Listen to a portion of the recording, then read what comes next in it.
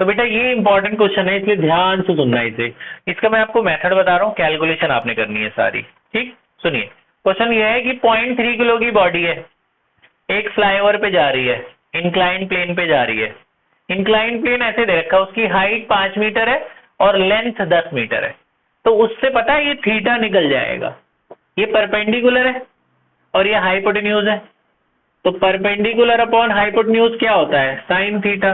Perpendicular कितना है? 5, hypotenuse कितना है? 10। साइन थीटा मिल गया ना हमें 1/2। साइन थीटा कितना आया? हाफ। साइन थीटा हाफ कितने डिग्री पे होता है? 30। तो थीटा मिल गया ना हमें 30।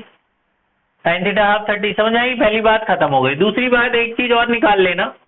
यहाँ ना ये बॉडी ऊपर जा रही है पहले और फिर ऊपर से नीचे ला रहे हैं। पहले allowed to pull at the top, फिर उसके बाद नीचे छोड़ दिया, नीचे लेके चले आए।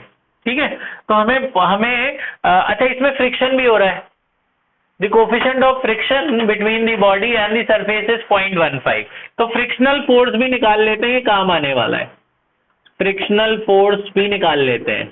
फ्रिक्शनल फोर्स का क्या फॉर्मूला होता है? F = μr। फ्रिक्शन फोर्स का क्या फॉर्मूला होता है? μr। आर क्या होता है बेटा इस पे? इंक्लाइंड प्लेन पे किसी को याद है? इंक्लाइंड प्लेन बता दूं जिनको एक बार याद नहीं। बेटा ये जैसे बॉडी है, इसका वेट नीचे एक्ट करता था। वेट क्या होता था? mg। जितना फोर्स ये लगाएगी उतना ही उस पर नॉर्मल रिएक्शन लगता था। यहाँ वाले फोर्स को क्या कहते थे? mg cos theta. अगर रिजॉल्व करते थे, यहाँ को क्या कहते हैं? mg sin theta.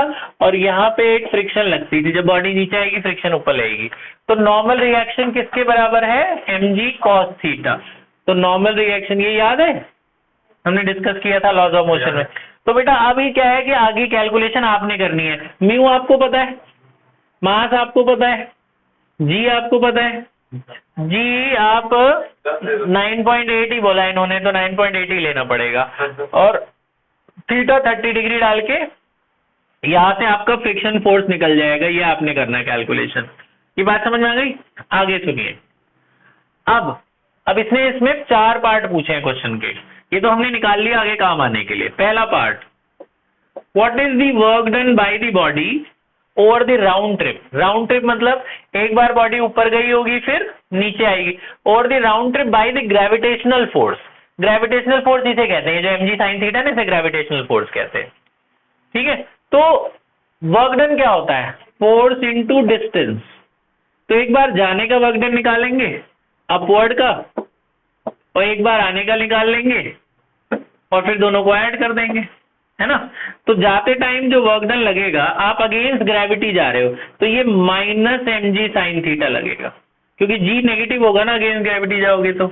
और डिस्टेंस कितना मीटर ट्रेवल कर रहे हो आप? 10। यहां से यहां तक जा रहे हो, कितना मीटर जा रहे हो? 10। तो जाते टाइम इतना वर्क डन लगा। Force into distance. फोर्स की वैल्यू कितनी लेनी है? ग्रेविटेशनल की वजह से ही लेनी है, तो फ्रिक्शन काउंट नहीं करना उसमें। ठीक है, तो माइनस ये कितना आया अगर मैं कहूं तो -10 mg sin थीटा। अच्छा, अच्छी बात क्या है, इसमें कैलकुलेशन नहीं करनी पहले पार्ट में। देखो क्यों। आते टाइम जो वर्क डन होगा फोर्स इंटू डिस्टेंस, फोर्स आते time mg sin theta plus का जी लेंगे ना, और डिस्टेंस वो भी 10 ही मीटर आएगा, तो 10 mg sin थीटा हो जाएगा। तो टोटल वर्क डन कितना हुआ? टोटल वर्क डन हुआ पहला वाला प्लस दूसरा वाला। तुम खुद देखो, एक माइनस का एक प्लस का है, जोड़ोगे तो वर्क डन कितना आ जाएगा? 0 ही आ जाएगा। ये लिख लेना, -10 mg sin theta plus 10 mg sin theta. तो टोटल वर्क डन कितना हुआ? 0 इन द फर्स्ट केस। अब सेकंड केस पे आ जाओ। सेकंड में पूछा है what is the work done in the upward journey by the applied force. खाली ऊपर ऊपर जाने में कितना वर्क डन लगा? मैंने आपको बताया था जब कोई बॉडी ऊपर जाती है तो जो फोर्स लगती है अपवर्ड के लिए, वो ये प्लस ये लगानी होती है। अपवर्ड फोर्स क्या होता है? mg sin theta plus f। याद है? ऊपर जाने में दोनों मिला के उससे ज्यादा लगानी होती है। और जब नीचे आते हैं तो फोर्स कितना लगाते हैं? mg sin theta minus f, है ना। तो अपवर्ड के लिए mg sin theta plus f और डाउनवर्ड के लिए mg sin theta minus f। तो अभी इसको आपको ऊपर जाना है, तो वर्क डन तो वही होगा, फोर्स इंटू डिस्टेंस। फोर्स कौन सा लोगे आप? अपवर्ड वाला। अपवर्ड बोला ऊपर निकाल लोगे mg sin थीटा। यहां से अपवर्ड निकाल लेने को मास भी पता है, तो अपवर्ड के लिए फोर्स क्या होगा? mg sin theta plus f। देखो एफ इसलिए पहले ही निकाला हुआ है, बस यहाँ सीधा एफ डाल देना। थीटा भी, साइन थीटा भी पता है, हाफ, मास, ग्रेविटी सब कुछ पता है, डिस्टेंस भी पता है 10 मीटर, अपवर्ड का आ जाएगा ना वर्कडन, तो ये ऊपर का वर्कडन निकाल लेना। सेकंड पार्ट हो जाएगा, आया? ठीक है। थर्ड पार्ट अब ये मिटा दूं ये वाली, ये तो मेरी पुरानी बात थी। थर्ड पार्ट आ जाओ आप। थर्ड पार्ट में उसने बोला what is the work done by the frictional force in the round journey. Frictional, खाली फ्रिक्शन वाली जो फोर्स है, फ्रिक्शन लगेगी ना इसमें, नीचे वाला फोर्स कितना लग रहा था, mg sin थीटा। तो फ्रिक्शन कितना काम कर रहा है, देखो फ्रिक्शन का वर्क डन का फॉर्मूला क्या होता है, फोर्स इनटू डिस्टेंस। तो फ्रिक्शन की वजह से फोर्स, जब तुम ऊपर जाओगे फ्रिक्शन कहाँ लगेगी, नीचे की तरफ, तो फ्रिक्शनल फोर्स में माइनस लगा देना। और जब तुम नीचे आओगे तो फ्रिक्शन कहाँ लगेगी, ऊपर की तरफ, तो फिर से माइनस। माने फ्रिक्शन इज ऑलवेज नेगेटिव।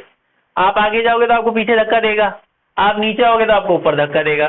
तो फ्रिक्शन फोर्स देख रहे हो, फोर्स इनटू डिस्टेंस में मैंने दोनों के बाहर नेगेटिव लगाया, क्योंकि फ्रिक्शन हमेशा ये अपवर्ड के लिए है और ये डाउनवर्ड के लिए।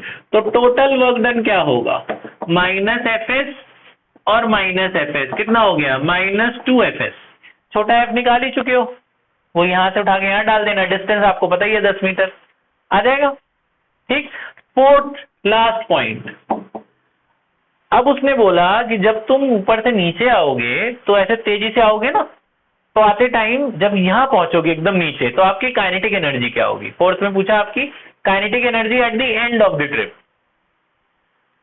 तो पहले आप ना डाउनवर्ड वाला वर्क डन निकाल लो। डाउन वर्क डन वही होता है फोर्स इनटू डिस्टेंस। जब आप नीचे आओगे तो ऊपर जाते टाइम फोर्स क्या था, mg sin theta plus F. नीचे आते टाइम वर्क डन फोर्स क्या होगा, mg sin theta minus F. तो नीचे आते टाइम फोर्स क्या होगा, mg sin theta minus F into distance. तो ये डाउनवर्ड वाला वर्क डन निकाल लिया हमने, इसको W2 मान लेते हैं, W2 मान लो। फिर ना टोटल वर्क डन निकाल लेना। टोटल वर्क डन क्या होगा, W1 प्लस W2, ये रहा W1 और ये रहा W2। W1 प्लस W2 को ऐड कर लेना, टोटल वर्क डन आ जाएगा। ठीक है। अब according to work energy theorem work done किसके बराबर होता है, काइनेटिक एनर्जी के। तो ये जो टोटल वर्क डन निकलेगा ना बेटा, यही आपकी काइनेटिक एनर्जी आ जाएगी। Work done is change in work done is equal to kinetic energy, है ना। तो जो वर्क डन आएगा यही आपकी काइनेटिक एनर्जी आ जाएगी। अरे बात समझे क्या क्या करना है? तो ये पार्ट बेटा इंपॉर्टेंट है, सारे 5 नंबर का आता है, कर लो जल्दी से, पॉज करते हैं बाहर की